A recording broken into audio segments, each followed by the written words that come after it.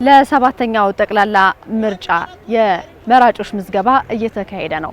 ዜጎች ይሆነኛል ይበጀኛል የሚሉትን የፖለቲካ ፓርቲ ለመምረጥ ደግሞ ካርድ ያስፈልጋቸዋል። በተለያዩ የምርጫ ጣቢያዎች ተዘዋውረን የመራጮች ምዝገባ ምን ይመስላል፣ ዜጎችስ ካርድ እየወሰዱ ነው የሚለውን ልንቃኝ ነው። አብራችሁ ነው።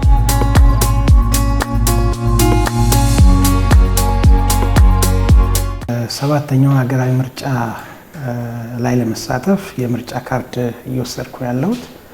የምርጫ ካርድ የወሰድኩበት መሰረታዊ ምክንያት ደግሞ በድምጼ ይመራኛል የምለውን አካል ለመምረጥ እንዲችል ነው ማለት ነው። ለምርጫ የመጣሁት ካርዱንም ለመውሰድ ተገድጄ ሳይሆን በፈቃዴ በፍላጎቴ ነው። ካርድን መውሰድ ደግሞ ለሀገርም ለወገንም ለሁሉም ጠቃሚ ነው። ልጆቻችን ሰላም አግኝተው ወጥተው እንዲገቡ ነፃነት እንዲያገኙ ምርጫው በትክክል አስፈላጊ ነው። ካርድ ያው ትልቅ ጠቀሜታ አለው። ምክንያቱም ከኢኮኖሚ አንፃር ከሚመራኛል ለምትሆን ማህበረሰብ የምትመርጭበት እንዲሁም ደግሞ ለአንድ ሀገር ደግሞ ትልቅ የዲሞክራሲ ማሳያ ነው ብዬ ነው የማስበው ምርጫ ካርድ ማለት ነው። ስለዚህ ከዚህ አንፃር ነው እኔ የመጣሁት። ሱቅ ደግሞ ሰው አልነበረም ቤት፣ ሰው አስጠብቄ ነው የመጣሁት። ብቻዬን ነኝ የምሰራውና ያንን ያደረኩበት ምክንያት ምንድነው? ያቺ ምርጫ አስፈላጊና ለኔ ለነገ ለምኖርበት ህይወት ማለት ነው ይሆነኛል የምለውን የምመርጥበት ስለሆነ ሱቄን ሰው አስጠብቄ ነው የመጣሁት ማለት ነው። ምርጫ ካርድ የወሰድኩት እንደ ኢትዮጵያዊነቴ እንደ ዜግነቴ የምፈልገውን ፓርቲ ይጠቅመኛል፣ እኔ ሀገራችንን ይመራል የምንለውን ያመንኩበትን ፓርቲ ለመምረጥ።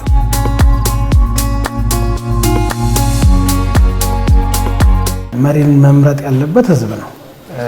ስለዚህ የዲሞክራሲ ስርዓት ተግባራዊ መሆኑ ደግሞ የሚረጋገጠው በድምጻችን የሚመራን አካል መምረጥ ስንችለውና ማህበረሰቡ ደስ ብሎት ፈቅዶ የሚመራውን አካል መምረጥ አለበት የሚል መልእክት አስተላልፋለሁ።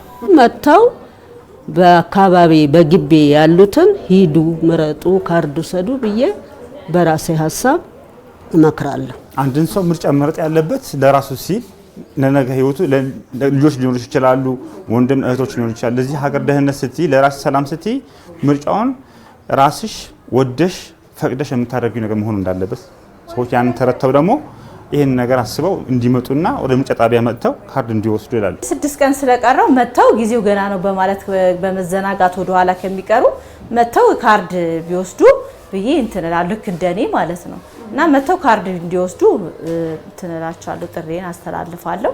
ያው ካርድ መውሰድ ግዴታ ወይ እንትን ለሚያዩ ሰዎች ደግሞ የግዴታ አይደለም።